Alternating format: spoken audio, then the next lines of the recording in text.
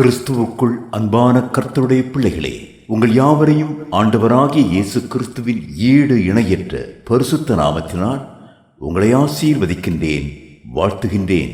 கர்த்தர் தாமே தம்முடைய பரிபூர்ண நன்மைகளினால் உங்களை நிரப்பி பரத்திலிருந்து உங்களுக்கு அருளச் செய்து நீங்கள் யாவரும் இம்மையில் சுகித்திருக்கவும் மறுமையிலே நித்திய வாழ்வை சுதந்திரித்துக் கொள்ள உங்களுக்கு அனுகிரகம் செய்வாராக.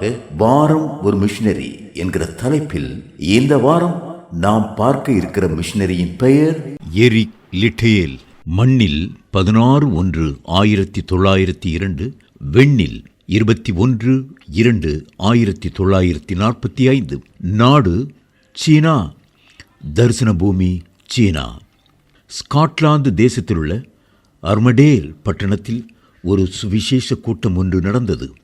மக்கள் திரளாக சென்று கொண்டிருந்தனர்.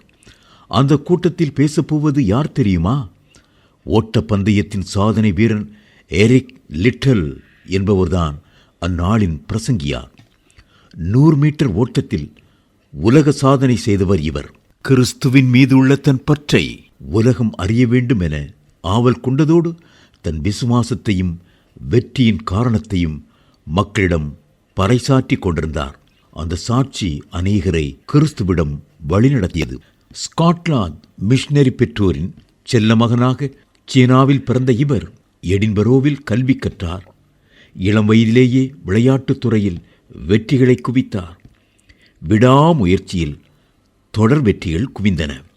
1924ஆம் ஆண்டு பிரான்ஸ் தலைநகர் பாரிஸ் ஒலிம்பிக் போட்டிகள் ஆரம்பமாயின. அந்த போட்டியில் பங்கு பெற வேண்டும் என்று எரிக் லிட்டல் மிகவும் ஆசைப்பட்டார். ஆனால் அவருக்கு ஏமாற்றம் காத்திருந்தது. 100 மீட்டர் ஓட்ட பந்தயத்திற்கான போட்டி ஓய்வு நாளான ஞாயிற்றுக்கிழமையில் குறிக்கப்பட்டிருந்தது. இதை அறிந்த அவருக்கு மனதில் ஒரு போராட்டம். உலக புகழா, தேவனுக்கு கீழ்ப்படிவதா? சாட்சியாய் இருக்க வேண்டுமா அல்லது காட்சி பொருளாய் மாற வேண்டுமா?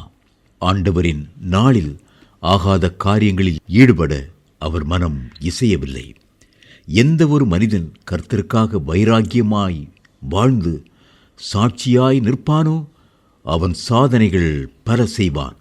ஆம், எரிக் லிட்டல் சாதித்தார். 100 மீட்டர் ஓட்ட பந்தயத்தை தவறிய அவர் மற்றொரு நாளில் நடந்த 400 மீட்டர் ஓட்ட பந்தயத்தில் கலந்து கொண்டார்.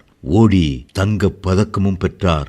உலக சாதனை புரிந்தார். இவ்விதமாக கர்த்தரின் பேரில் அதிக வைராக்கியம் கொண்டிருந்த மனிதர்தான் இவர். கிறிஸ்துவின் போர் வீரராக சீனாவுக்கு மிஷனரியாக சென்று அநேகரை இரட்சிப்பின் பாதையில் நடத்தினார். எரிக் லிட்டல் இவர் பிப்ரவரி 21ஆம் தேதி 1945ஆம் ஆண்டு தன் பூலோக ஓட்டத்தை முடித்தார். இவரின் வாழ்க்கை நமக்கு ஒரு பாடம்.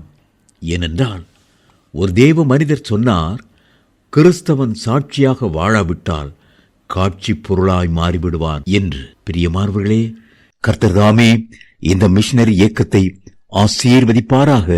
ஆமேன்.